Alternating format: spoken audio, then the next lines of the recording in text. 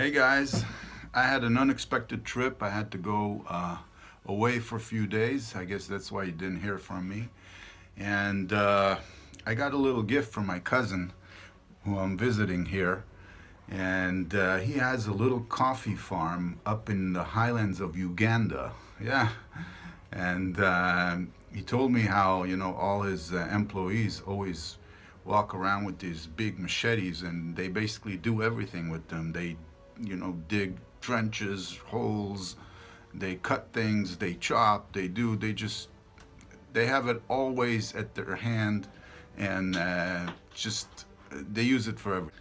So I asked the guy, why don't you pick one up and bring one over? Let me see it. So my first chance here visiting him, he brought this thing to me, a nice spear point machete, which are kind of hard to get by these days. You look on Amazon and the spear point machetes are kind of gone. I know Cold Steel had one a while back, but they discontinued it. So this is an 18-inch, some sort of carbon steel machetes that they use up there in Uganda. And like my cousin says, they do everything with it. It comes out really dull from the factory, and you'd be surprised to hear it, but this is not made in Africa. This thing is made in, let's see if we can read this. Yeah, it's made in China. So even in Africa, in Uganda, they buy their machetes that are made in China.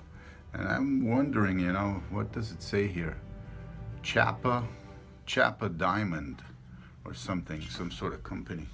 I wonder if someone knows anything about this. Well, I need to sharpen this thing up and see what it can do. But it's really nice, and the price is awfully economical when you buy it there in Uganda. But I guess bringing it over will make it more expensive. This is it. The tip is kind of blunt, and I've seen it on a few of theirs. He took some pictures of original machetes that are being used. He says all of their tips are blunt like this one. And the funny thing is that they call this machete a panga. Like we call a panga machete one of those trailing edges, big swooping edge, trailing edge up. But that's a panga for us. But they call it panga. Spear point machete is for them a panga. So I kind of researched this, and a panga in their tongue is just a basic large knife. This is what they mean. And they do have those big large panga machetes with the trailing tip, but this is what they use mostly.